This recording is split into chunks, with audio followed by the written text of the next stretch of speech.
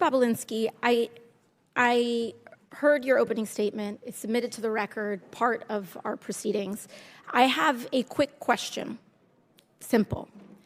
Is it your testimony today that you personally witnessed President Joe Biden commit a crime? I believe the fact that he was sitting with me while I was putting together a business deal. Did you deal, witness the president commit a crime? Is it your testimony today? Yes. And what crime do you have you witnessed? How much time do I have to go through it? It is simple. You name the crime. Did you watch him steal something? Corruption statutes, RICO and conspiracy. What is it? What is the crime, sir?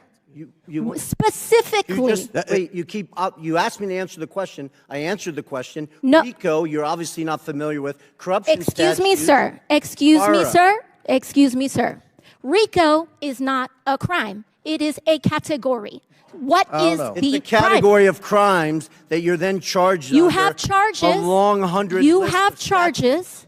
Sir, please You want me to name the exact statute under RICO? Yes. Well, it's funny. In this committee room, everyone's not here. There's over 18 All right, sir. I reclaim my lawyers time. that went to law school. I reclaim my time. You guys okay, to thank define you, the sir. I statute reclaim my under time. RICO. Clearly, what we are seeing here today is a continuation of the 15-month saga of the Republican majority lost in the desert. Impeachment 101.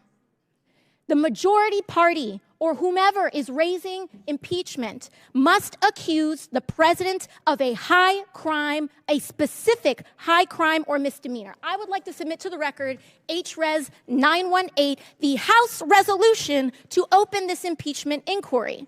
Without objection to order. This resolution does not outline a high crime or misdemeanor. It's not here. Now, when we compare the chairman's opening from his previous opening, he's talking about Ukraine and Burisma and all of this. This entire inquiry is based on a blockbuster piece of information that was in a classified SCIF room. And inside that room was a document alleging President Biden directly of a $10 million bribery scheme, a $10 million bribery scheme, extremely serious. What happened? What happened a month ago, Mr. Chairman?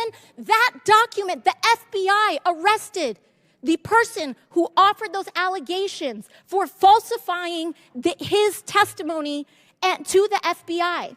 This entire impeachment inquiry is based on an actual, provable individual who has lied.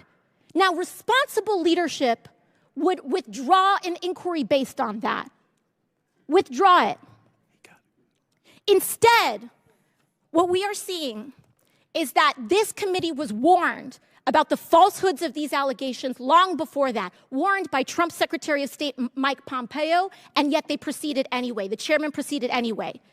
This committee was warned by Rudy Giuliani associate right here, Lev Parnas, after that document about the falsehoods of this.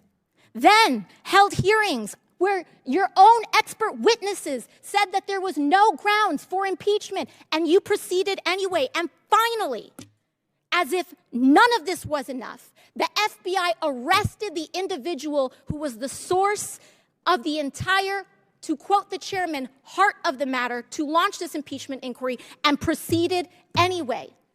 At this point, the story is not the fact that the basis of this impeachment inquiry is wrong. The story is why it's proceeding anyway. Why is this committee proceeding based on false charges? And by the way, no charges. I have yet to hear in the chairman's opening the allegation that they are specifically charging the president of the United States with. I'm hearing about Biden family. I'm hearing about this and that.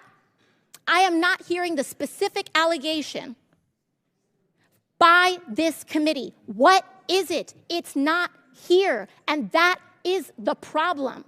The story is when this committee knew that they were working with falsified evidence.